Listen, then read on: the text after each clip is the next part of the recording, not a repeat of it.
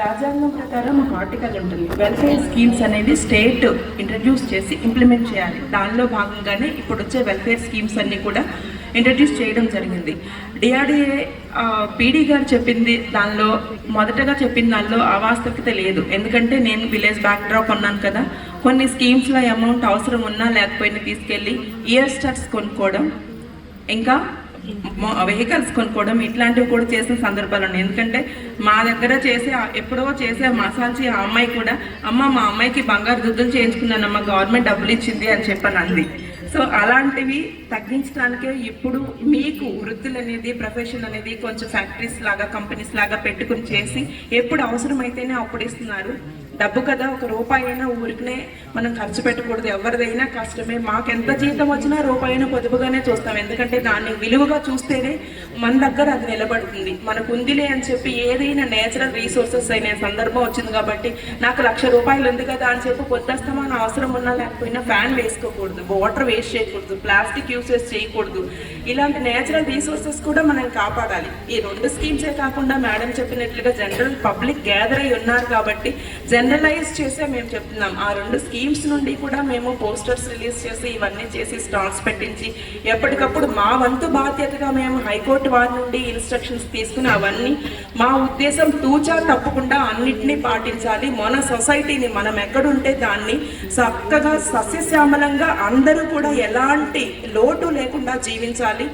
కనపడిన వాళ్ళకి కనపడినట్లుగా మనం న్యాయ సహాయం చేసే స్థితిలో ఉండాలి అనే ఉద్దేశంతోనే డిస్ట్రిక్ట్ లీగల్ సర్వీసెస్ అథారిటీ పనిచేస్తూ ఉంటుంది. మీకు ఫ్రంట్ ఆఫీసెస్ ఇవన్నీ ఉన్నాయి. మీరు ఎప్పుడు కావాలన్నా కానీ ఎక్కడైనా మీకు కానీ మీ వాళ్ళకి కానీ తెలిసిన వాళ్ళకి కానీ తెలియని వాళ్ళకి మీరు గమనించిన రోడ్డు మీద మేము రోడ్డు మీద వెళ్తుంటాం.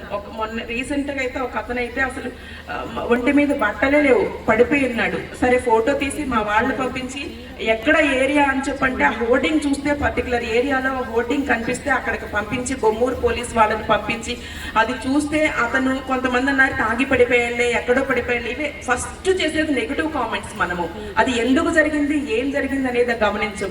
తీసుకెళ్లి బొమ్మూరు పోలీస్ తీసుకెళ్లి అతను తీసుకొచ్చి చేస్తే అతను మైండ్ సరిగా గమనించుకోక తుని ఏరియా అంట వాళ్ళు పోలీసులో కంప్లైంట్ ఇచ్చి దాన్ని వెతుక్కుంటూ ఎక్కడికి వెళ్ళిపోయాడని చెప్పి వెతుక్కుంటున్నాడండి. తెలియగానే వాళ్ళు వచ్చి పోలీస్ కమ్యూనికేషన్ చేస్తే వస్తే తీసుకెళ్లారు. వేరే స్టేట్ వాళ్ళు కూడా అతను వచ్చి ఇక్కడ ఉండిపోయాడు. భాష రాదు, లాంగ్వేజ్ రాదు, ఏమీ రాదు. అతను ఏంటంటే పేరు ఇదే చెప్తారు. మాకు నేషనల్ లెవెల్లో కూడా ఒక గ్రూప్ పెట్టి పర్టికులర్ ఈ స్టేట్ వాళ్ళకి ఏం నిర్ణయం జరిగింది ఇక్కడ మన డిస్ట్రిక్ట్లో ఉన్న వాళ్ళకి కల్పించాలనే ఉద్దేశంతోనే ఈ స్కీమ్స్ అన్ని పెట్టడం జరిగింది. ఈ రోజు ఈ ప్రోగ్రామ్ని ఇంత గ్రాండ్గా చక్కగా నేను 1000 కెపాసిటీ వస్తారా ఏంటి ఈరోజు వర్కింగ్ ఎవరైనా ఉంటారేమంటే పీడీ గారు వెంటనే మేడం వస్తారు మేడం, మా వాళ్ళు ఉన్నారు మేడం, మా వాళ్ళు చాలా యాక్టివ్ ఉంటారు మేడం, చాలా స్కీమ్స్ ఉన్నారు మేడం, స్టాల్స్ కూడా పెడతారు, మీ ఓపిక మీరు ఉండాలి కానీ డే మొత్తం అయినా కానీ చేస్తారు అని చెప్పన్నారు. మాకున్న సమయం 1 o'clock 1:30 వరకే కాబట్టి అంతవరకు పాపం బయట నిలబడిపోయి ఉన్నారు. వాళ్ళని చూస్తే ఇప్పుడు నాకే ఆ ఎండలో కాసేపు తిరిగేటప్పటికే మాకు చెమట కట్టేసి ఇట్లా అంతా అయిపోయింది. పాపం వాళ్ళందరూ కూర్చోవడానికి కూడా ప్లస్ బయట వెయిట్ చేస్తున్నారు అనిపించింది. వాళ్ళందరికీ మా తరఫున సారీ. ఎందుకంటే అందరికీ మేము చైర్స్ ఇప్పించలేకపోయాము. వచ్చిన వాళ్ళందరూ కూడా చాలా శ్రద్ధగా ఈ ప్రోగ్రామ్ అటెండ్ అయ్యి మీరందరూ కూడా మీ పిల్లల్ని బాగా చదివించుకోండి. వర్కింగ్ ప్లేసెస్లో కూడా మనకి వర్కింగ్ ప్లేసెస్లో ఏదైనా సెక్చువల్ హెరాస్మెంట్ లాంటివి ఉంటే మీ ఆర్గనైజేషన్స్ మీ ఇన్స్టిట్యూషన్స్లో కమిటీస్ ఏర్పాటు చేస్తారు. ఆ కమిటీస్లో ఒక చైర్మన్ అని ఉంటారు. వాళ్ళకి విమెన్ రిలేటెడ్ ఆఫెన్సెస్ ఏదైనా జరిగితే ఇమీడియట్గా వాళ్ళకి చెప్తే మాకేమవుతుంది